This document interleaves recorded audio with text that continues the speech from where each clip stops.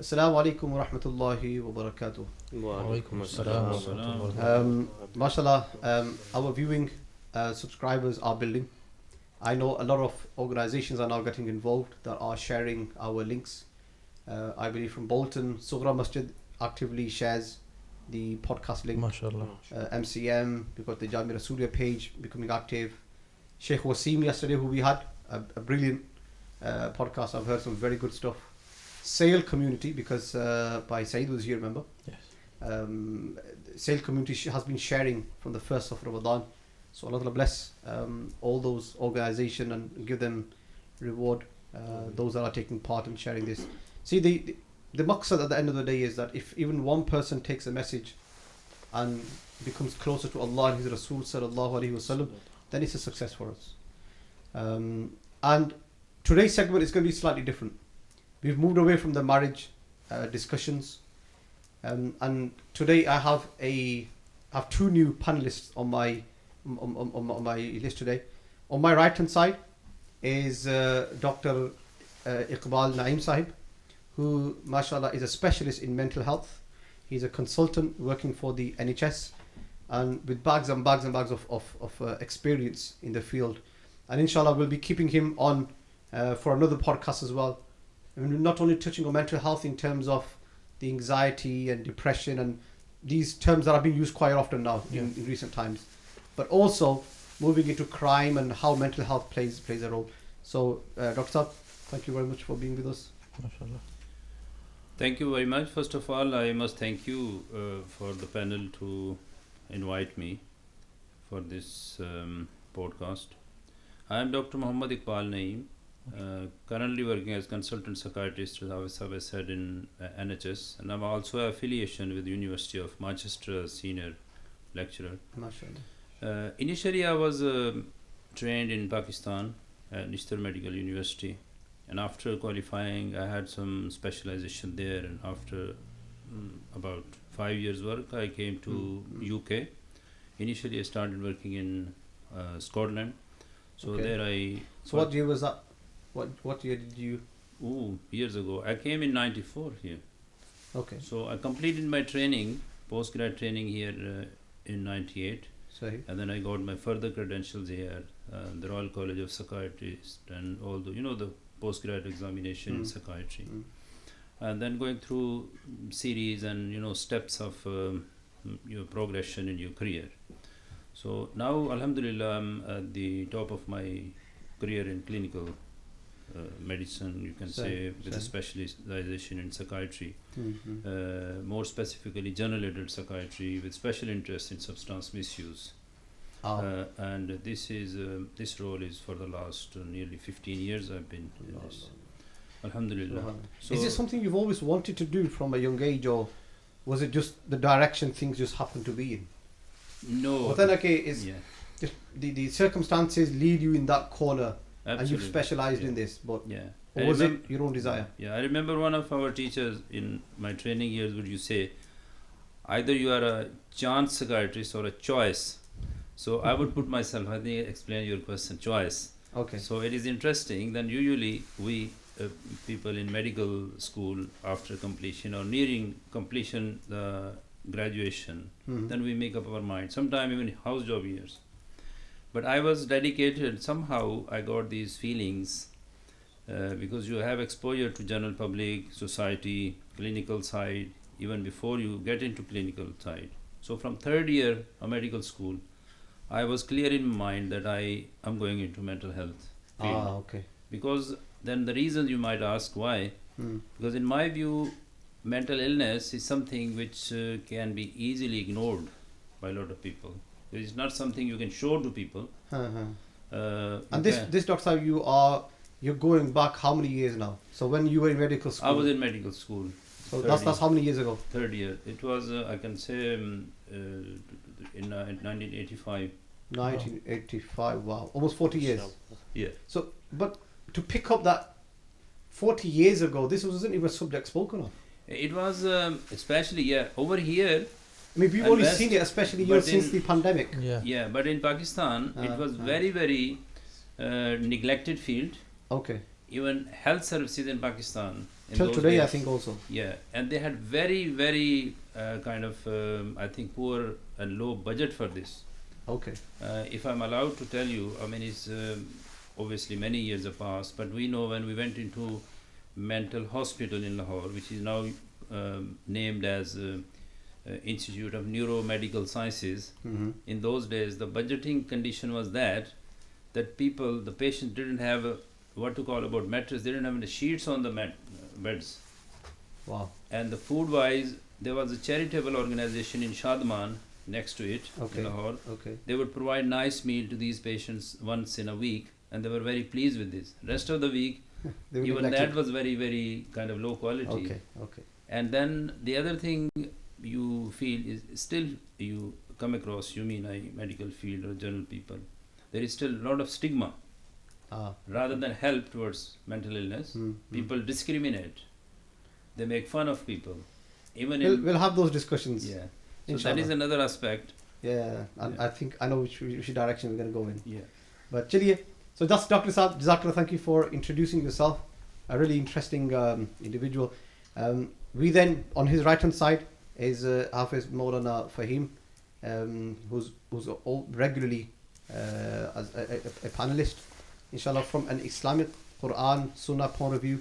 We'll be discussing mental health. And to his right hand side is a very good friend of ours who's been with us every day on the podcast. Some of the live questions that he then brings in, reading online of Instagram and stuff. MashaAllah, he's the one that projects those questions to us. And today we're going to use Saqib as our scapegoat. Really. Forgive me for saying that. Test subject. Test subject. subject. Allah, I like that word. Oh, guinea pig. The guinea pig. I was avoiding that one. Oh, that is in laboratory we use that, you know. Yes, I know. So, only being because so that, mashallah, Saqib has lots of experience in the amongst youngsters. Yeah. And he, mashallah, runs his own business which attracts a lot of youngsters that come in and buy his products. I'm not going to mention because I don't want to be advertising either. But because of that, a lot of youngsters are in and out. And he gets a chance to interact with them. And he's seen the street life. Yeah. He's we seen call it the reality on the ground. reality on the Grassroots ground. works. Yeah. I can say he's done that. So, inshallah, he'll be giving his input, as in people that he knows that have suffered from mental health. yeah. And in recent times, we have seen that it's I believe, doctor, that this, especially after the pandemic or during the pandemic, this term mental health has been blown out of proportion. Now, and I really want you to challenge me on that, because that's my understanding. Because now we feel like almost everybody's got some mental health. I'm sure if I came into your clinic, not yours, but if I went into some clinic, I'll be diagnosed with some level of mental health as well. And koi banda bacha nahi. Every other person has some level of mental health. Is that somewhat true? What's your take on that? Yeah, I think you are right. Even though mental illness did exist, as we talk, it is something which is kind of a reality like any other illness.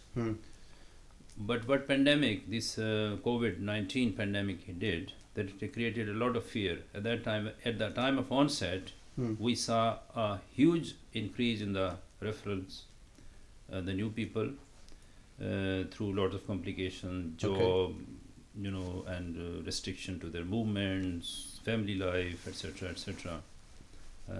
I did have some brief messages for the general media. I can share it with you. Yeah, those days. Go ahead. And the other thing is, as the pandemic went along, it created a lot of worries, issues. Few people affected very badly in business-wise.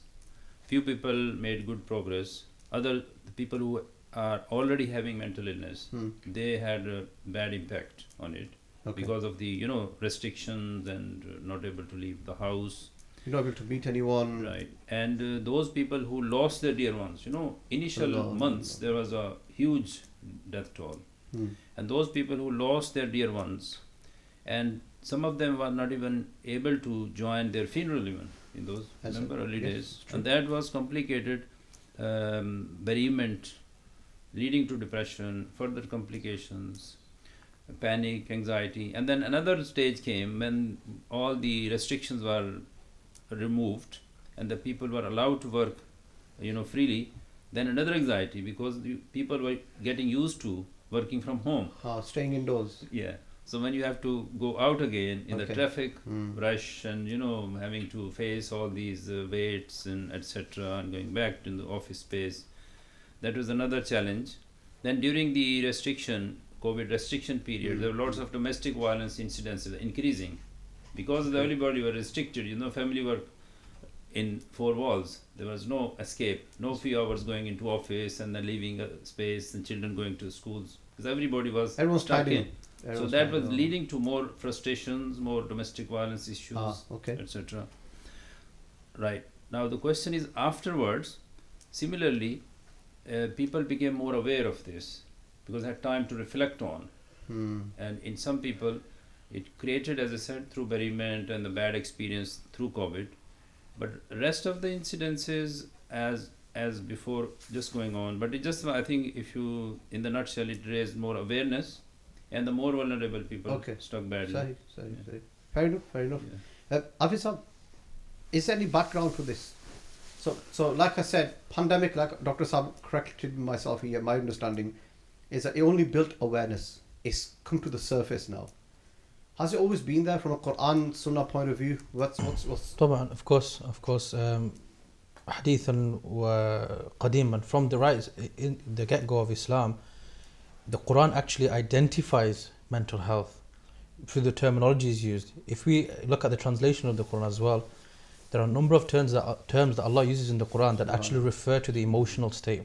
Okay. And this is a direct recognition, because one of the first steps in mental health is recognizing what's going on. So Allah uses terms, for example, He uses the word ya's, despairing.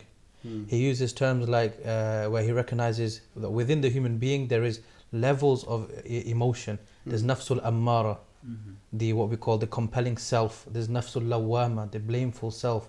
Nafsul mutma'inna, the self that's at peace with itself. So Allah actually identifies, and throughout the history, from the Prophet ﷺ's time till to this day, ulama have actually been treating mental health just without using the word mental health. In fact, that's what tariqah, we often use this word tariqah, seeking a spiritual method. The whole point of it was to achieve inner peace. It was to identify people's mental health needs. And ulama have got numerous ways of doing this throughout history. And it's something that I personally have a view on the way the contemporary world views mental health through chemicals, through things like this. They've really overlooked that the human body is actually not just defined by what chemicals you have or your physical state of being, but there's a spiritual one as well. And if we totally disregard the spiritual, you're forever chasing yourself in that regards. Example is Allah subhanahu wa ta'ala, at the tongue of quoting Sayyidina Yaqub alayhi salam, He says, وَلَا تَيْأَسُوا مِنْ رَوْحِ اللَّهِ. Don't despair from the mercy of Allah. If that's not addressing mental health and depression and all those things that follow thereafter, then I don't know what is. So to answer your question, the concept of mental health is well grounded within the Islamic epistemological sources, Quran, Sunnah, ulama, awliya, etc. for sure. And the Quran gives actually multiple ways of curing, the ilaj, the solution to actually mental health. And so it's very important that we've got an expert who can tell us from the technological side, scientific side, looking at things chemically and psychiatry, etc. But if we don't look at the spiritual side as well, then people will forever be chasing peace. And that's what I'll say initially to answer your question. So, Saqib, any examples?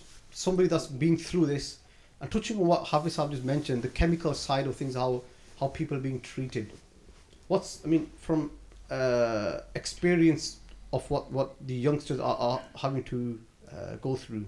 Well, the first thing is, I think, like you said, you think it's all been blown out, like recently, as a mental health, and how it's all blown up recently. I think a lot of this stems from the fact from social media that it's a lot more known, a lot more people have come forward now, whereas before people would hide away. So you're saying it was always there, but awareness has changed. Yeah, awareness has changed. Yeah. It's changed a lot in the past couple of years. Me, myself, I had mental health issues from 2015 when I was taking tramadol. That was after a car accident, and it made life very difficult without even realising that I had it at the start. I think young people as well, they go through society, and obviously with the dunya as well, people are wanting this and wanting that, but when they're not reaching them goals that they want to reach or that someone else is reaching, it sends them under. And I think, like you were saying about spirituality, is a big part in it. When you don't have Allah in your life, like, things go down a lot. So you mentioned your car accident. Yeah. What was your recovery? What happened? So initially, I guess they would put you on drugs. Yeah. So I was on naproxens, Zapines, tramadols, and amitriptyline. And to be honest with you, at first I didn't even realise I had it. So it starts off with mentally, you want to do something. Okay. But physically, your body is incapable of doing it. Obviously, tramadols, they are opioids. So it's another version of opium. To be honest with you, I don't think it should be given to anyone. And I think now they've stopped giving it to people. It's very hard to get. But I think it was a very big struggle at the start. To be honest with you, I think I was kind of lost. I didn't know what to do, where to go. I was hearing voices, seeing things. You kind of get hallucinations of it. And paranoia as well. So it's very difficult. Do you reckon it was a direct cause of the medication you were on? Yes, 100%. Doctor Sam, what's your take on that? Yeah, so did you have any illness before the car accident? No. Yeah, so this is another kind of, you can see reasons for the mode of illness to start. The physical illness, accident, or any other physical illness, major physical illness can also trigger. Okay. Right. The medication which Brother Saqib is mentioning, like naproxen and cocodamol, did you say? Tramadol. Yeah, tramadol. They are painkillers, but the tramadol is right. It is a stronger one, but it is opioid derivative. Okay. So we physicians use when the pain is more severe. There are ways how to wean off that. But anyway, the worst thing is here, unfortunately, that accident, I don't think it is medication, but the accident, sequelae, that gave rise to mental illness, for which he had to be the trauma. treated. The trauma. I don't think it was a trauma. Both psychological as well as physical. Did you have physical? Yeah, it was physical. I've got slip discs on sciatica. Absolutely. So the constant pain and continuous physical illness, sometimes it is even sub-threshold, not realizing, but any major trauma like this can trigger. And also, if I take a little bit of comment on Allama Sahib mentioned from Quran and Hadith, I think it is beautiful explanation. Because I forgot to mention that initially my training, upbringing was in a very, very spiritual kind of household. Sufyana, you can tell me. Okay, so what tariqa are you from then? From Naqshbandi. Alhamdulillah. So what it is? In this room. So what actually is, the spirituality is the basis. But when I read Quran or Hadith, I'm not a scholar, but whenever you have small verses, so many places in a different way, I understand psychology much better than what is explained. And sometimes I see that the basis of modern psychotherapies, if you heard, talking treatments, psychotherapies, they spend sessions and sessions, even cognitive behavior therapy takes about 12 to 20 sessions of 1 hour each. So there are some basic themes in Quran Hadith which you can get into, absorb, you can move on. For example, gratitude, Fazkuruni. So even gratitude is such a big, strong tool to get better, because it is mentioned so many times in Quran Majid and so many different ways, and so much reward for this. And then I also seek help from this ayah or hadith in innamal imanu al-imanu bain al-khawfi wal-rija. So this is so beautiful. There's a balance, You cannot simply be free of fear. You have to have a certain, and that is called precaution. For example, we locked our car, and that is fear of theft. But it's not too much. We locked it. Now, alhamdulillah, we are safe. Yeah. Wow. I think And that there's a hadith that says you tie the camel That. and then you place your trust in Allah. Exactly. Yeah. Subhanallah. So So that is where That's you find fear the balance. and hope. Ji. Wow. So fear and hope. Ji. And we are not unnecessarily hopeful that oh no, nothing is happening. That you say you have to tie the camel's, you know. Rope, So yeah. this is where we find So when there is an imbalance, Yeah. you can find out in general society. When there is an imbalance, it start affecting your psychological I well-being. think what's also happened is, Hafiz have touched on it briefly, Yeah. that Quran and Sunnah have always deeply embedded, rooted into mental health. Yeah, 100%. But as mental health comes to the surface, Yeah. ulama are now looking at the Quran and Sunnah with the lens, trying to identify ayat which actually support mental health. So Absolutely. those ulum, so like we say, Quran is here forever. Quran is here for every era. Yeah. Quran is a solution for everything. Yeah, fihi shifa'un linnas. It is a shifa for everything. In fact, fihi shifa'un lima fi sudur. This Ah, is the ayah that really this came is- to my okay. mind. Allah said Yeah. the Quran is a cure for that which is in the hearts. Now, what's that actually referring to? Is that referring to actual cardiovascular illnesses, or is that referring to the emotional heart? Emotional. The emotional heart. So we do find it. As for it being in the Sunnah, there's actually entire segments of, for example, Sahih al-Bukhari called Raqa'iq. Yes. Those things which are there to uplift the soul. Yes. And the Prophet ﷺ spent numerous times. In fact, there's hadith of him drawing diagrams on the floor. Yeah. There's hadith of him spending time with his companions, Allah. taking them on a personal and training journey. Subhanallah. And it's definitely from the prophetic and the Quranic method to identify and to give the cause and to also, address So mental mental health well-being without has doubt. always been addressed. 100%. Yeah. But this is just a modern term. Yeah. Otherwise, it's always been there. It is always Yeah. been. Yeah, as old as mankind, as the man started. Even you can see we were talking in another podcast about crime. So what happened even in the first generation when somebody got jealous, what was the between Habil and Qabil? Yes. So there was something happened when this crime took place of murdering. So that the background was mental illness because they got jealous. Okay. Or Okay. you know what I mean. So this is as old as that. Okay. Now coming to spirituality, it's very interesting because, and also when say tatma'innul qulub, Ala bi so that is dhikrillah ala tatma'innul qulub. tatma'innul qulub. So that is not heart, flesh heart. It is heart that is your mind and emotional aspect. Emotional. And now faith. The other thing which is generally we can talk about our whole religion. Faith is such a strong power for Very us. strong. The people who are spiritual, because we have strong faith in Allah subhanahu wa ta'ala, which the people who are not religious, any religion, I'm not talking about one particular, the people who are away from religion, they don't have that support and strength. Yeah. They go to psychotherapy, they go to that science, go from one side. We see people in the clinic, Yeah. one psychotherapy after another. When people found who have had 6 or 7 courses of psychotherapy, still, I'm not better, doctor, do something. Yeah, I'll be honest with you. I went, Yeah. so I was with the mental health team, Yeah, and I'll be honest with you, they didn't do anything. I had to learn it myself and yeah. teach myself what it was that was wrong and how to deal with it. So, like for example, mine's lack of sleep, stress, things like that cause anxiety, everything like that. But I find it with young people as well. Young people don't have anyone to turn to. That's the issue that we face today. Is yes, you have imams that are always saying, and the masjid that are always saying, you'll come to us, but there's the respect factor and that boundary that they shy away from. The fact that they want to speak to someone, but they can't because they don't have. Yeah, they but have that that element different of I faith. think we've got a question from our live audience. So now, I wanted to ask something. When you speak about spirituality Yeah. and companionship, sorry.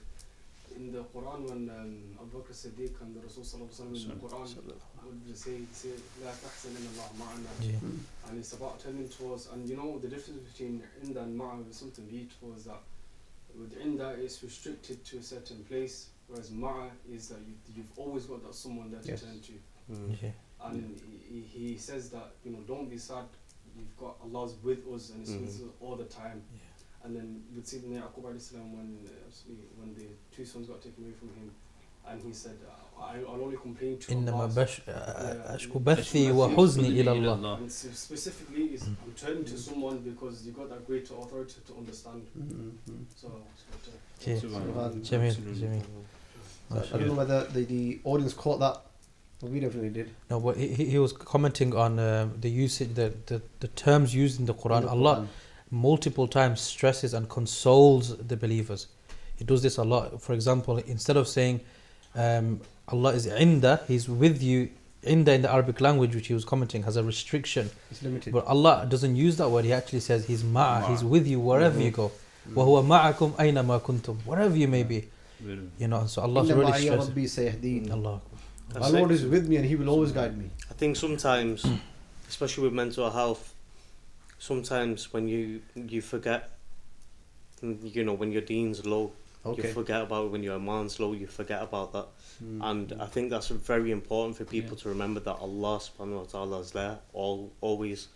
And that's how I actually dealt with mine, is I started praying last year, wasn't it? Last year I started coming to the masjid a lot more, spent time volunteering. So Doctor, you were touching on mental health and spirituality.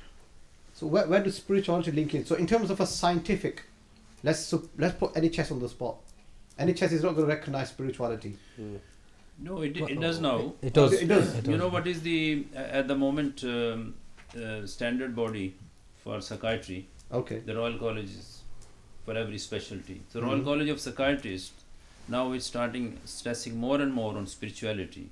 Now we have to dealing with mental illness. We have three components. One is physical side. Okay. Because now we come scientifically, we know that when is a mental illness, there are physical changes as well. Okay. Either in the brain chemicals or some other hormones, etc. Okay. So that is a separate of science, which is very specific. The other thing is your emotional or mind does involve, very psychology, for example. And the third thing is spirituality. So it's not recognized. Is recognized now. Okay. So now both at the time of assessment of the illness and when we try to put a treatment plan or management plan. Okay. So spirituality has to be considered. Now this spirituality is slightly different what we can discuss here. This spirituality is covering across the globe, across the spectrum, everybody, regardless of the religion. So like a universal spirituality. Okay. Because every person, from every religion or a background, they have some spirituality, some belief. Even if he doesn't believe in any God. Any God. They still believe in some higher power. Yeah. But they are, you have to look their perspective. Okay. But mostly, people, I know that when you have some religion, you have faith in Almighty, Creator. And that faith is strongest than anything. Because that is the submission. That's why. And that is where you said how strong your belief, Iman is. Yeah. So stronger your beliefs, stronger your Iman, stronger your faith. But can mental health be defeated or cured just through spiritual means? Yeah, that was my second point. Yeah. But still, some mental illness, like any other illness, they have to be treated with medication. Okay. For example, you see, I'll give you an example. For example, you see, I have a little bit stomach upset. Okay. I'm giving an analogy. Okay. Little bit stomach upset. What I'll do in normal terms, okay, the next time you let me be careful. I, for example, skip a meal in the evening or eat less and see I will be relieved a bit. The next morning might feel better. So that is just general terms or hygiene, you can say. But sometimes if you have a real stomach bug or ulcer or God forbid some cancer, then you have to get to the doctor to get specific treatment. But doctor, do you not think that the side effects of the tablets can be a lot more detrimental to someone's health? So let me first put it in the context of mental illness. So that is what mental illness, there are some stages where you can simply with mental hygiene, where belief comes, your regular prayers, your hobbies, your family life, your recreation, being on a even keel, balance, you're honest with other people. So this all comes under mental hygiene. The more clearer your mind is, stronger you are to deal with mental illness. The other aspect scientifically proved we call defense mechanisms. Okay. Like we have in our body, white blood cells, reticular system, which fights with infection. Similarly, we have defense mechanisms which deal with psychological trauma initially, all conflicts, all sort of. So try to, Allah subhanahu wa ta'ala created amazing system. When we start looking into this, so there are a list of psychological defense mechanisms. Human mind starts working on that. And again, I would say the strongest defense is gratitude, your faith, but not everybody can apply that at the same time. Sometimes you have to go through a lot of traumas, so many complications. We don't come across society problem. So then you will have to go through that. If your defenses, they break down, they cannot cope with it, then you will have to get to the proper treatment, like sometimes medicine, sometimes there are other physical treatments like ECT, certain disorders, electroconvulsive therapy. Medication can be for a prolonged period of time, and still psychotherapy, because if you're stuck, like in a rehabilitation unit or in a hospital bed. So that is the analogy where I may make, that it entirely, but it plays a lot of part in recovery and even prevention. Spirituality and our faith. Sorry, you were talking about medicine, tablets. So I didn't quite catch. Can you repeat the question? So, do you think that the side effects can have more of a detrimental effect to someone's health? Mental health? Yeah. Yeah, every medication, because they're chemicals, every chemical and every medicine, if you open the box, there is a long list of, a leaflet with it. They have to, by law and by, ethically, everything, they have to mention it. There are side effects where even reported even once in 6 million people. They have to. But sometimes on the top there are 2 or 3 very common side effects. So you have to be careful about that. And always when doctor prescribes, they have to take that into account in context of the other medication you are being prescribed and explaining to you. But not necessarily all the time they're detrimental, because then you have to weigh pros and cons.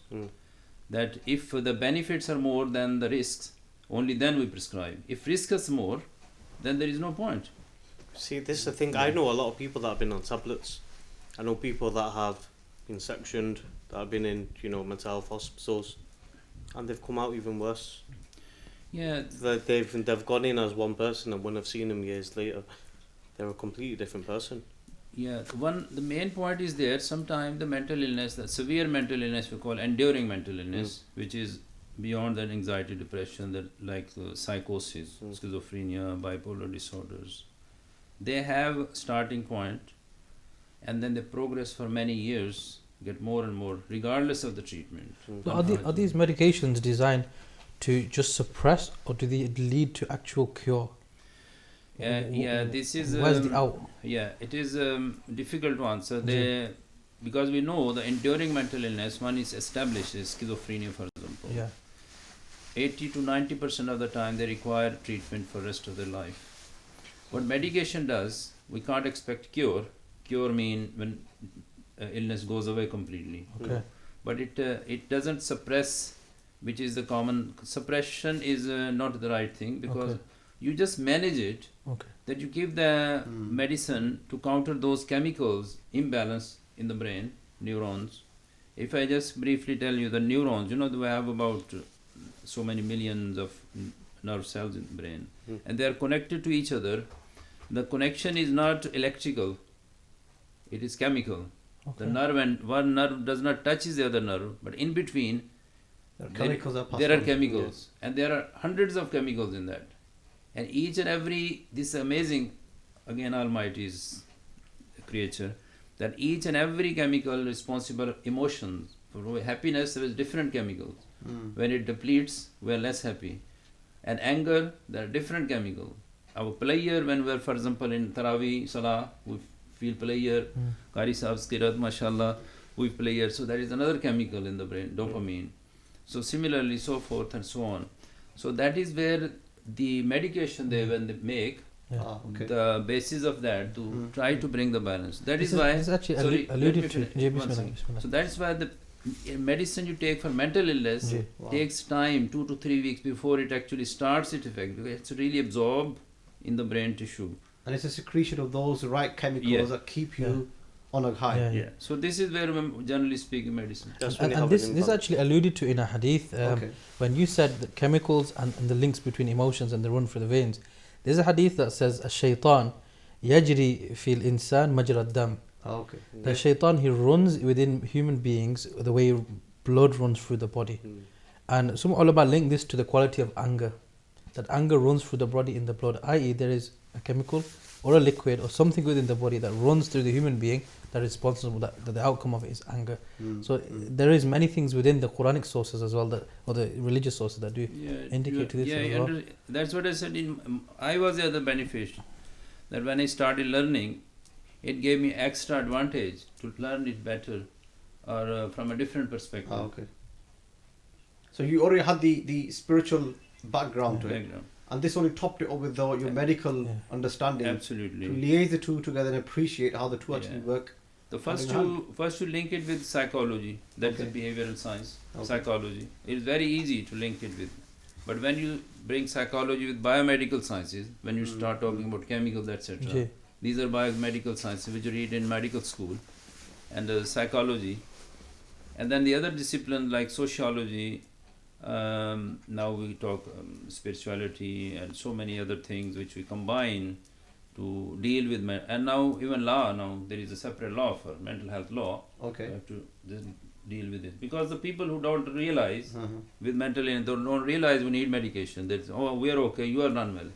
So there is a degree of mental illness when they don't have insight, and they say, no, we are not unwell, we are okay, it's problem with you or the family or so. Actually, Then that's a related stigma in the community now. So if a child is not well, or if somebody is going through depression, the quick association with jinnat, the quick association Black with magic. you of possession, You've got there's Jinns something as wrong well. with you, you got some jinnat. I mean, I remember Saqib was mentioning of somebody who, the family is so quick to say, look, you've got jinnat. You've got jinnat. Because he was on medication. I mean, if you would not just share that story yourself. Yeah, so basically, from having mental health illness, every single couple of days he would get told, oh, you've got jinn in you, you've got jinn in you. Every time he would have that, that Episode or anxiety or whatever it symptoms, was, yeah. So, for example, his was that he would spend time in his room quite a lot, so he'd stay away from everyone. He wouldn't phone anyone, wouldn't text anyone. He'd basically be in a dark room, and that's it. He would stay away from everyone. Okay. And when this would happen, instead of being, there to support and help, it was more like, you've got a jinn in you, and there's something wrong with you. How damaging It is makes that to someone's something mental worse. health? We're told that it's jinn, it's out of our hand. yeah, I and think this is what does that something do to you? it is a narrow escape, or not narrow, Scapegoat. Scapegoat, or you can say distraction Yeah. from reality. Because here I will disagree. People will say, oh, doctor, don't you believe in jinnat? They are mentioned in Quran. Of course we believe in. They are a creature, they are beings like us. But where the illness starts, my argument is, why a jinn has to come to possess you?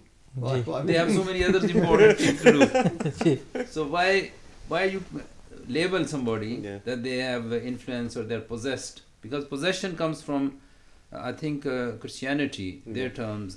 For quite a while they also treated people through extortion. Okay. Perhaps you know that they Exorcism, torture as well, etc. But that is changed completely now. So here people can easily, I think that came more from in our society from ignorance. Then it becomes part of the whole society. Yeah. And then I know one or two people since I've been here, they took especially their dear ones back to Pakistan, stopping the medication. We are going to treat them over there, but they got worse, obviously, because it needs medication. So here I think it is detrimental in a number of ways, because once you start believing in jinn, it is possessed, then you don't have believe in the actual treatment system here to stop medication. Even sometimes doctor prescribe, because here you have luxury of getting prescribed easily and getting dispensed. And we think in our record the patient is being dispensed and prescribed medication. And when it comes to the family, they only use it sporadically which is not effective. Okay. And then, because in mental illness, like any other, if you take the medication, you have to be consistently As every day. prescribed by the physician, yeah? Right. Consistently, rather than on and off. That doesn't do any good. Rather do harm. I've seen there was a Yeah. case of an individual. He's having a spasm, so he's having a fit. Okay. He's actually got a mental illness with him, Yeah. and whilst in that state of having that spasm, the family said there's a jinn in him. Yeah. So the father's jumped on top of him Oh. and restricted him, and he's trying to read Quran on him, and that caused even more damage to that person's mental, well-being as well. The Yeah, the this illness has that he has happened. is very, very dangerous. And not even then, I think some of our so-called people with spiritual background, they have also misguided people. Ji. I have a couple of stories I might tell you I think I've got a afterwards. few stories as well. Yeah, I've got a few so that I can they share with were you. really, and I hope the new generation in here at the advantage that they are now growing up in a more healthier, although they are not that strict in faith, because when we developed and grew, we were in a more stronger in faith. And today, because the scientific materialistic world, जैसे वो कहते हैं दिल के लिए मौत मशीनों की हुकूमत, Yes. इकबाल ने कहा था बहुत पहले. अब ये कि everybody is now on these tablets, On phones, Yes. and this is the communication skills are lost. Respect, how to build and develop relationships with our dear ones, or those skills are being lost with this. But I think it makes it even worse because we've got technology there. See, when things like this happen, where a family saying, "Oh, you got a genie, you this and that," the person is going to stop talking to the family, and they're going to be on the phone, or they're going to try and steer a different way Absolutely. to avoid them situations. Doctor touched on very good things. We can actually learn a life lesson from COVID-19. All those things that were taken away from us during COVID that caused a spike in mental health, are they then not the things that actually can reduce mental health? So you mentioned about having relationships, having a hobby. All these things are very, very important for what's the term used, mental hygiene.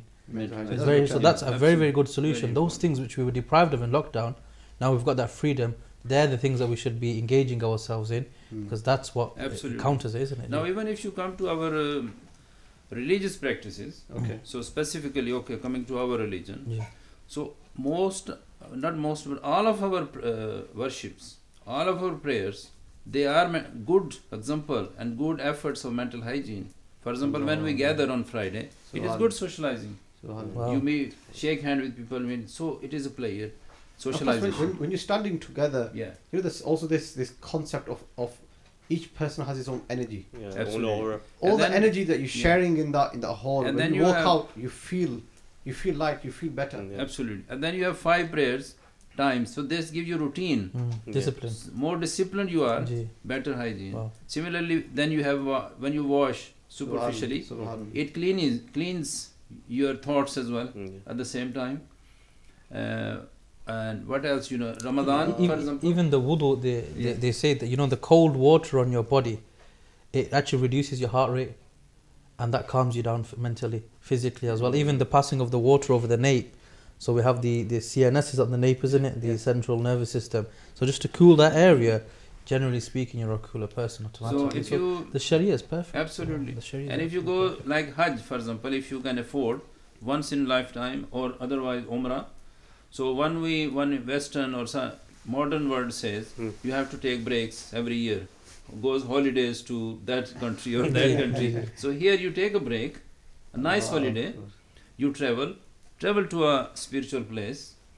You perform. This. So this is all mental hygiene in it. Yeah. And Ramadan fasting. We all every time in Baad we listen how much spirituality in that. It's not only eating or drinking, avoiding that. counting your favors, doing I think shukr, all once this you- is part of it. Wow. Once you get rid of them negative thoughts, and them negative, I think you're more positive. You're thinking more positive.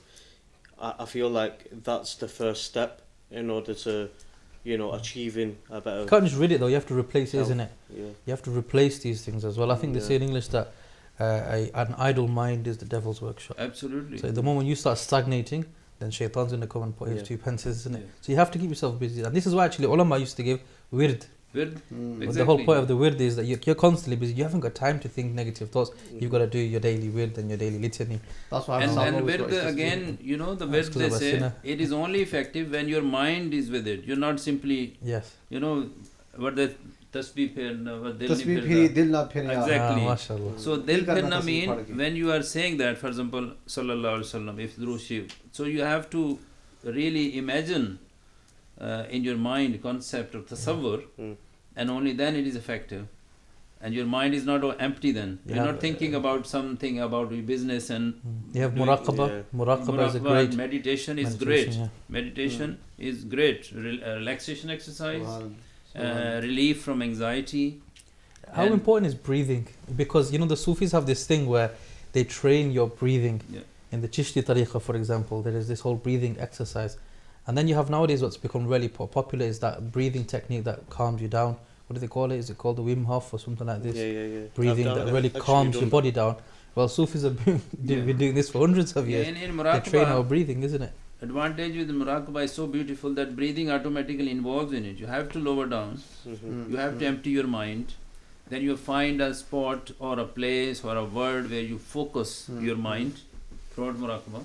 It's not completely empty, but your body, all these blood pressure, your pulse rate, your breathing, all these things calm down. Yeah. And you, by the time, just talking scientifically, Yeah. then by the time you finish it after 5 or 10 minutes, your mind is half asleep. We call it trance state. It's not actually sleep, it's not actually awake. So halfway through, trance-like phase, where you can get the maximum brain power. Wow. See, all of this discussion, I've spoken less today, yeah, because I'm trying to absorb what the three of you are saying. All leads back to one thing. There's a common factor amongst all the discussion. Yeah. It's coming back to Allah. Yeah. Ruju ilallah. Come to Allah. Allah will give you it all. Do you know what I think is very important as well? Go on. Especially with Salah. If you've got mental health issues, is to, when you perform your Salah, do it slowly and do it carefully. Wow. Because once you do that, and you're, for example, even the smallest thing like Allahu Akbar, when you're saying it in your mind and you're saying Allah is the greatest. I mean, Allah commands us to this. He says, "Inna salata tanha anil fahsha'i wal munkar." The salah will actively prohibit things. Yeah. Allah used the fi'l. The salah can prevent fahsha wal munkar, futile, negative So things you've in your said life. prevention is better, yeah? Prevention Yeah. is better. Yeah. Allah is saying That's what Islam is Salah about. works of prevention. Always, yeah. In fact, in Islam we have something called tariq, the spiritual path. And Imam al-Ja'fari in his famous work Al-Ilham al-Nafi' he dissects what is tariq Okay. and how do we achieve that inner peace. Yeah. He said the ta in the word tariq is tariq. tuhur, Okay. purity, mental, yani on the out, physical and the inner. So we can say physical hygiene and mental hygiene as you've termed it. Yeah. الطهر الظاهري That's a والطهر ta. الباطن, that's the ta. Then he said the ra is for rahmah, being merciful. He said the ya is for yaqeen, having certainty in Allah subhanahu wa ta'ala, and it results in the qaf qurbun min rabbil alamin, Mashallah. proximity to Allah subhanahu wa That's ta'ala. tariq. That's our tariq. Dr. Very Hafiz, well a question. In the tariqah, they get you to envision the name or to envision your Tasawwur, he referred to it. Yeah. Tasawwur. tasawwur. How does that have a stimulation on the brain? Because this results in a self-mastery, they say, where you become in a state of annihilation, whereby you don't even know what you're thinking about. You're in a state of total peace. So how is this achieved in? Well, the main point is that it's concentrate on a smaller and smaller, because when we meditate, so if we take that analogy or example of meditation, so meditation or muraqabah, it starts, I think there's not much difference, but because I have to teach people of across the globe, aboard all the religions, etc. So I start with like closing eyes, emptying their mind after 4 or 5 minutes thoughts, let it come and go, and then start closing eye and try to breathe less, slow down, and then find a focus in their brain at the back of your nose, try to focus on something. And when we have say Allah subhanahu wa ta'ala, one of the names like Salam, Rahim or something Ismu like Zat. yeah, Ismu Zat, we focus on that. Allah. Unless you are told anything else from your Shaykh. So focus on that. That becomes focus or center or locus of your control. The thoughts you bring closer and closer in one place gives you more relaxation. Subhan. That is the bottom line. Mm. And now you just compare it with when we get more anxious or anxiety, our thoughts are spread all over the place. Ah, You bring okay. them closer. कूजे में दरिया जितना इसको तंग करेंगे जितना close लाएंगे, make it condense. It's like The Google relax- Maps, isn't it? The more you zoom in, you get a better picture. Yeah. You're zooming in right where you actually need to be. So, That's sifa if you work on. Yeah. Forget the rest. so your all the mind powers focus on that, one point, and then you continue that zikr with your breathing, because you're not moving your tongue. So that is in your tasawwur, isme zaat, for example, and that is in your breathing. For example, I choose word salam. Allah. So I say, when I breathe in, Allah, Allah, salam, mashallah. right? But there is no voice in it when I meditate. So salam is itself peace. Right. Subhan. Its meaning is peace as well. And you join it, it's 2 syllables. Yes, it is. Yeah? Beautiful. Salam. Wallahi. Subhan. Right. So that by the time 5-6 minutes after you would say, you will have to make an effort to wake yourself up. So, Subhan. See, doctor, this is why I was saying though, this is why I'm against medication, because normal medication, Yeah. I feel like it can be detrimental to someone. However, spirituality itself Subhanallah. is the Subhan. cure. You have It's- the nafi and ithbat, when you're doing the dhikr, Yeah. and the ulama say when you're doing dhikr of the kalima, la ilaha kalima illallah. tayyiba. So during the la, you move your head towards the left, and this movement does something for you. You put attention in your heart, all your hum and your gham, all your distress, whatever's in that heart, you take hold of it, you grasp it. And as you move to the right, during the nafi, you throw it over your shoulder. Yeah, La, that is I've done nafi, there's and nothing the in my heart. Zikr jahar. Ji, and And then then ithbat just- of Allah, and you yeah. pound it with Allah. So that's why you'll have to I do think brother has zikr. some La ilaha other illallah. question. Ji, wow. Some other I comment. wanted to additionally mention, you mentioned about the locust point and about how it all comes down to the one thing. Sheikh Ahmad Dabag, his Hafidullah, his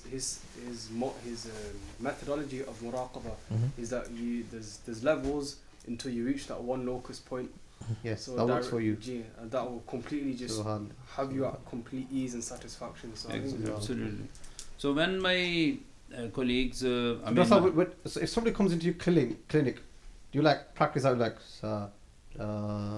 no, it sit is down very and just do it? not everybody. This is very specific. For example, if I was going to say, if my friends, I will call a patient or a friend, comes to the clinic who has that specific condition, and they are understanding, for example, from our okay. Islamic point of view, Okay. you teach them. If they're not, then you can't tell them it's non-Muslim. They want, or you can still tell them. I know people who have been telling, but telling this is the meaning of salam, is peace. Put that in mind. So as a practitioner, if you do have someone who does recognize tasawwuf, as a practitioner, you would I would prescribe have a prescribed. I would say this is much better for you because it'll go in line with your faith as well, mashallah. and it will be more therapeutic. Something you mentioned, Hafiz, a few days back, it was, Quran also diagnoses mental health, Yeah. and that you will live a miserable life if you turn away from Allah. Mhm. Yes, the ayah from Surah Taha, وَمَنْ أَعْرَضَ عَنْ ذِكْرِي فَإِنَّ لَهُ مَعِيشَةً ضَنْكَ. Allah says, if you turn away from our remembrance, you live a miserable life. Turn that around. You want a happy life, turn to dhikr of Allah. And all the solutions that the brother who's actually experienced come through, and mashallah, he's successfully come out of it, he's telling you first-hand experience, salah is what showed him the way out. It was the dhikr of Allah that In the told him. There's another remembrance verse, of there's Allah another is verse where in hearts Surah Taha find we peace. overlooked. Go on. Allah talks about on the day of judgment those who actually do turn away from the dhikr. فَإِنَّهُمْ يَحْمِلُ يَوْمَ الْقِيَامَةِ وِزْرًا. Yes. They carry a burden, and I think that identifying mental health as a burden that Allah has done there is very, very detailed and descriptive. Because most people who go through these things, they genuinely feel like there's a weight on their shoulder. They can't pinpoint what it is, and they're just walking around as if they're really carrying something weighty on their shoulder. Yeah. And that's very descriptive of Allah. He said, يَحْمِلُ, they're carrying يَوْمَ الْقِيَامَةِ وِزْرًا, their sins. So it's very, very Allah. descriptive in Surah Taha. Ultimately, it's coming back to Allah. Allah. Yeah. I mean, that's your purpose. As long as you're away from Allah subhanahu wa ta'ala, He will send tragedy and tribulation your way to bring you back. It's something that a Muslim needs to recognize, that inna Allah idha ahabba abdan ibtalahu. That when Allah loves a slave, He sends tribulation. So I think when a Muslim recognizes that, he will truly find the light and find the way out of those illnesses. He'll no longer see that this is punishment from Allah, rather this is opportunity for me to gain proximity to Allah. I think surrounding yourself with good people like yourselves as well. SubhanAllah, I think that's a big impact on someone. I think that can help. There's a lot of people out there that are lost in life, but all you need to do is literally just find Allah. What does the Hadith say? Man tashabbaha biqawmin fahuwa minhum. So if you resemble people, you be amongst them. So if you dress like those people who are associated with the negativity and all those things, eventually you start to take their qualities. And the poet, he says, فَتَشَبَّهُ إِن لَمْ تَكُونُوا مِثْلَهُم إِنَّ التَّشَبُّهَ بِالْكِرَامِ فَلَاحٌ. So why don't you imitate and try to emulate the people of success, the people of spiritual success? If you can't be amongst them, then look like them. You'll be risen amongst them at Qiyamah at least. Yeah, here is again a psychological and spiritual aspect, because one tashabbaha, appearance, but the other is psychological attributes. If you meet with the kind people, you will be more kind. If you people, generous people, for example, the people who are truthful, so these attributes also included in this. It's not only appearance. We say, oh, if you don't have beard, you don't look like me, and so this is actually the way of telling, and we have to make an effort to understand to the depth of the meaning. Dr. Sahib, you're inwardly you are a Sufi, yeah? Alhamdulillah. I think that's become very apparent. You're not just a doctor, you're a Sufi as well. But before moving further, I must say that we're talking about prevention, we're talking about mental hygiene, and of course mild mental illness. But there is severe mental illness we deal with in a specialty, where everybody should be clear. We should ask the person to seek treatment. We know that. Then medicine and the specific treatment only helps. We have very strong medications for that, because some, like any other illness, for example, we know physically we are very careful. For example, in Ramadan fasting, we cure lots of illnesses, prevent lot of stomach problems. But somehow, if there is a stomach problem, for example, so if there is a blood pressure or liver problem, you have to take. Similarly, mental illness, some severe mental illness, don't always just ignore them, that we can, but it doesn't go against faith, because it's just like any illness. You have to seek treatment at the same time, and seek help again. Shifa is still from Allah subhanahu wa ta'ala, but the treatment is, so I think there's a hadith that gives great solace as well, that for every illness Allah created, He created the cure for it. In fact, we mentioned 2 verses in our Tarawih portion today where Allah actually mentions cure. So Allah, for example, talks about honey and the cure that honey carries in it, fihi shifa'un linnas, which definitely links to what Dr. Sah was saying, that there are chemicals within the body, there are things that we intake, our food and stuff, that have that mental impact as well. So everything is found. It's striking that balance, isn't it? Shari'atul Gharra. In your social life, in your spiritual life, in every aspect, and keeping yourself mentally hygiene is the message today. And I think that's also drawing us to the end of our session. And can I just end at one thing? The main, I think I would say, or the biggest point in mental hygiene is keep our thoughts purified. Again, come to spirituality or Sufism. Thoughts, more pure thoughts we have, like no grudge in, for example, right? And even forgiveness, for example. Everybody gives something. You will see great advantage, great mental hygiene, great relief. You will benefit. Because if you carry on a grudge against anybody, an anger, who is going to suffer? Yourself. So these are the things, it comes under mental hygiene. Imam Shafi, he says, As'adun nas, man as'adan nas. The happiest of those people is those who's in the servitude of other people. So I think what Dr. Sahib concluded that entire hour as mental hygiene and staying positive, isn't it? Absolutely. I think the first hadith of Bukhari, innamal a'mal bin niyat, alludes to it. Absolutely. And that is the first hadith of Sahih Bukhari. So if the intentions are pure, keeping a clear mind, then amal automatically will rectify. Automatically you achieve that that health that you are looking for. And it reminds me, I must add another saying from our Muslim scholar Ibn Sina. MashaAllah. They call in now, after the revolution, they call Avicenna now in West, but it's Ibn Sina who wrote very important books in medicine. He was pioneer. So Ibn Sina said that your thoughts, thoughts can be the basis of your illness, and thoughts can be your cure as well. Allah. Subhanallah. Thoughts are so important. There's a hadith Qudsi, أَنَا عِنْدَ ظَنِّ عَبْدِي بِي. Allah. I am as my slave thinks of me. Exactly. In ظَنَّ بِي خَيْرًا Yeah. فَلَهُ الْخَيْرِ. Absolutely. If he thinks positive, then positivity goes his way. وَيَظَنَّ بِي شَرًّا فَلَهُ الشَّرُّ. And Ramadan is an opportunity for you to remain as positive as possible. Spend time in the masjid with positive people. Pick up that positive energy, and inshallah, it'll steer you in the right direction. Inshallah. There was one last thing I wanted to say as well.